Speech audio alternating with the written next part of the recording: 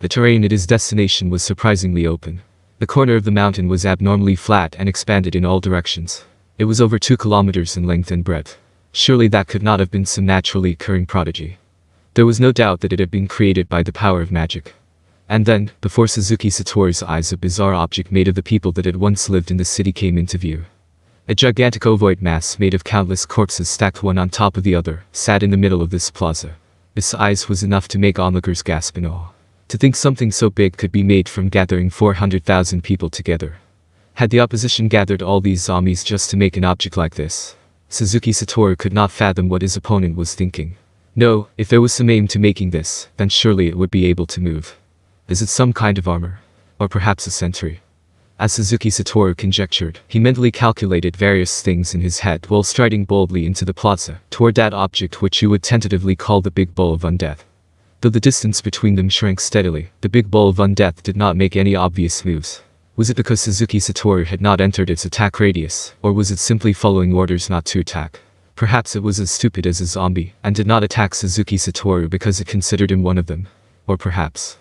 who was the one who said it? Ah, yes. It was Lucifer-san. How did it go again? When we gaze at our enemy is also gazing at us. What a marvelous quote. How shall I put this? It's quite meaningful. Wasn't Lucifer-san pretty smart? Suzuki Satoru smiled as he waxed nostalgic over the words of his friend, and then he shouted to the big bowl of undeath. Alright, what are you gathering zombies here for? There was no answer save the mountain wind blowing quietly past him. This was no longer just a lack of reaction, it was actively ignoring Suzuki Satoru. It was just like talking to a wall. It would be terribly embarrassing if this big bowl of undeath was completely non-sapient. What's the matter? Keeping quiet because you're afraid of me? How boring. I am the Night Lich's Momon, the mightiest magic caster of them all. Look at you, so terrified you don't even dare to speak. Still, it can't be helped. I can understand why you'd be scared speechless after seeing all the magic items I have on me. But the big bowl of undeath remained still. Was it some kind of guard? That would mean the opposition had gathered a great number of zombies, and ordered them to respond to any attacks in kind, in order to block up the entrance to a cave of some sort. Or what if there was no enemy after all, just an item stuck in the middle of that bowl? In order to learn about his foe, it was a given that the opposition would react in some way. If the enemy did not react at all, then he would truly be out of options. Launching an attack to force information out of his opposition was a last resort, for when he had no other choice.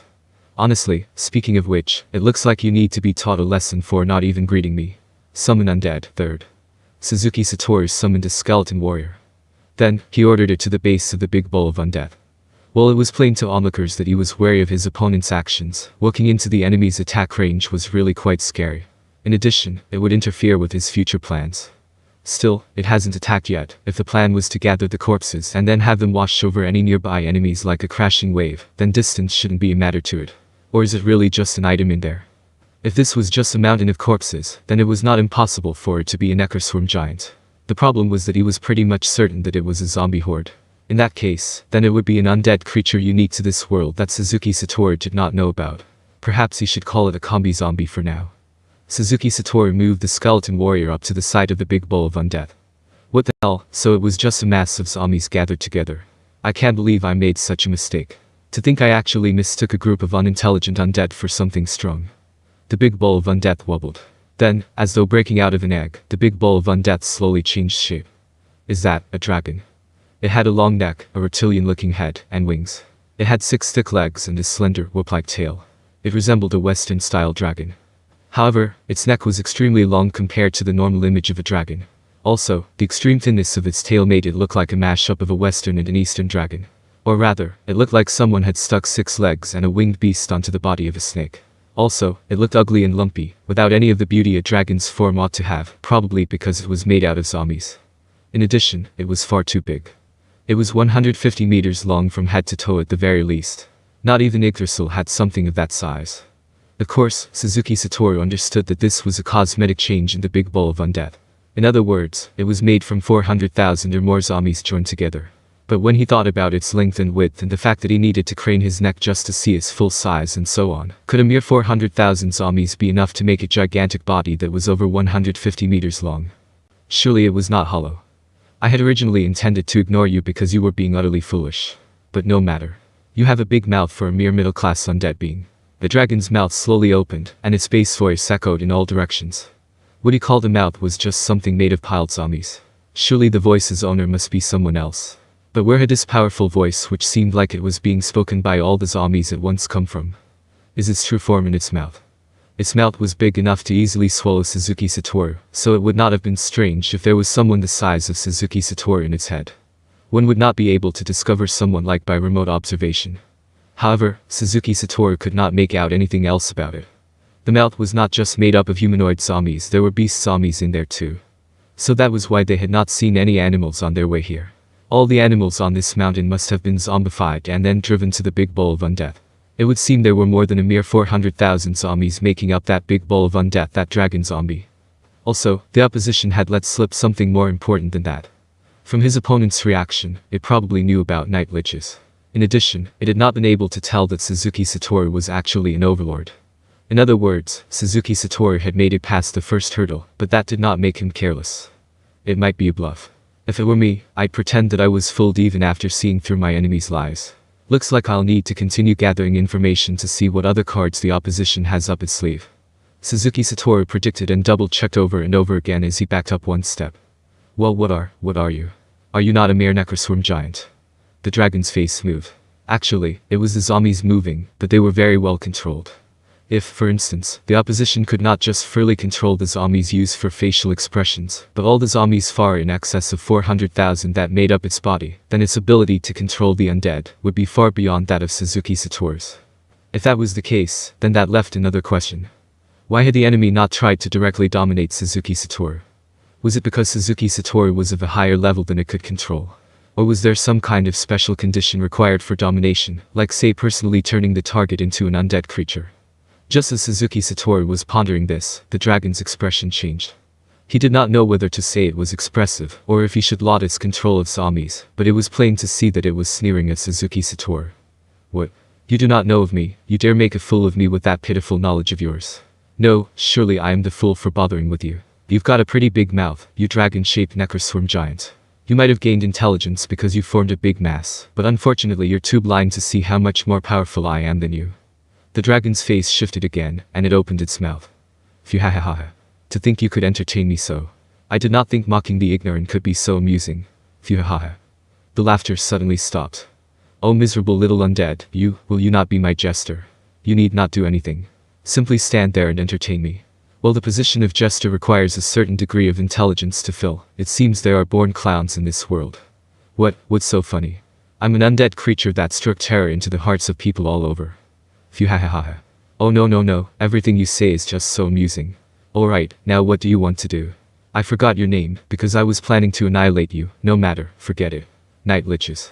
Will you serve as my jester? You do know I am willing to spare you if you agree, do you not? I don't want to be laughed at by an undead creature who doesn't even dare state his name. The gigantic body moved. I see.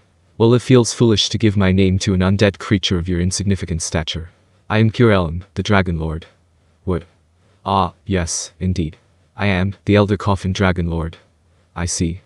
So it was a Dragon Lord. In other words, it was in the same league as the Brightness Dragon Lord. Simply put, it was very strong. A bolt of pain stabbed at Suzuki Satoru. From now on, things would be disastrous if he made one false move. And the problem now was Curelum in that thing? Or was it controlling the ball from afar? Surely one as impotent as yourself should know the nature of a Dragon Lord.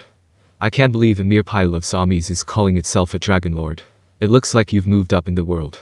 Or does it mean Dragon Lords have fallen far? In any case, it's rather unsightly for you to act like a big shot in front of a great and mighty undead being like myself, don't you think? Phew ha ha. What a marvelous jester you are. Truly, you are entertaining. With that, the air around Curelum changed. Still, the undead really do displease me. Even when standing before me, even in the face of annihilation, you do not know fear. The dragon's right foreleg suddenly swelled up, and a vast quantity of zombies extended forward like a rope. Then, they seized the skeleton warrior, dragging it before the dragon's foreleg. The skeleton warrior tried to flee, but in the face of superior numbers, defeat was its only recourse. The skeleton warrior was swallowed up by the dragon's foreleg, and Suzuki Satoru could hear it being crushed to bits even from where he was standing. At the same time, he felt his link to the skeleton warrior break. I see, you're not bad. Suzuki Satoru cast fly and retreated. Not bad. Phew ha ha, you really are amusing. Truly, you are a born jester. You think you've won just because you destroyed the lesser undead I summoned. Fireball. The third tier spell struck the zombies in the shape of a dragon lord, and flames erupted in all directions. It was true that the burst of flames was tiny in comparison to the massive size of the dragon. However, Suzuki Satori narrowed his eyes and looked closely. That was because he saw the blasted zombies crumble and fall. After the fried zombies fell away, they were replenished by undamaged zombies from the interior. Well, what's this?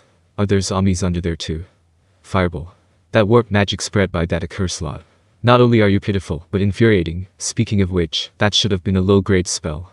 Night liches, try a higher tier spell on me. As it happens, I wish to assess the completion of this body. Well, Wayu, how dare you use me for your experiments? If Suzuki Satoru had been alive, he would have been spluttering and frothing as he said that, but Cure Elm simply replied with mocking laughter. Indeed, that was my intention. Despite your vacuous skull, it seems you at least understand that much. I see. So you turned all the people in the city undead to protect yourself. Like armor made of zombies, to protect your fragile body, then. Perhaps. Maybe it was because Cure Elm regarded Suzuki Satoru as a being far weaker than itself that it was being so chatty. Or perhaps it had been looking for someone to talk to all this while. No, it was not for such a pedestrian reason. The souls of that city, no more than that, have been used by me. Oh, and how did you do that? What's your aim? I have no reason to tell you. Surely you can tell me as a parting gift before I depart to the underworld. Am I obsessing about this? Suzuki Satoru thought. However, he probably would not be able to learn anything if they really began laying into each other. After considering Kino and the fact that his opponent was still willing to talk, he ought to learn as much as he could. Would you tell an inferior life form such a thing? Tell the ants crawling around on the ground. Then you must be quite the generous soul. Ah, no, you born jester. Perhaps I revealed it long ago without realizing it. Tisk. If you call yourself a dragon lord, then I must be the undead lord. Well, I have hundreds of servants at my command. I shall make an exception and go one-on-one with you. You should be grateful. Phew-ha-ha-ha. Indeed I am. Undead lord. Phew-ha-ha-ha. What's so funny? The fact that you do not realize why makes it all the more mirthful. The mood in the air changed. Suzuki Satoru had always been a commoner. Though he had experienced things like presences and killing intent over his 5 years of travel, the truth was that he did not quite understand them. Even so, he could sense the Dragon Lord's fighting spirit. However, it was not being serious. Well, I would have liked to take your spell hat on. I suppose it would not be good to go too easy on you, Undead Lord Sama. Perhaps I should essay an attack as well. Take care to avoid it so it does not destroy you, alright. Pure Elm made its move.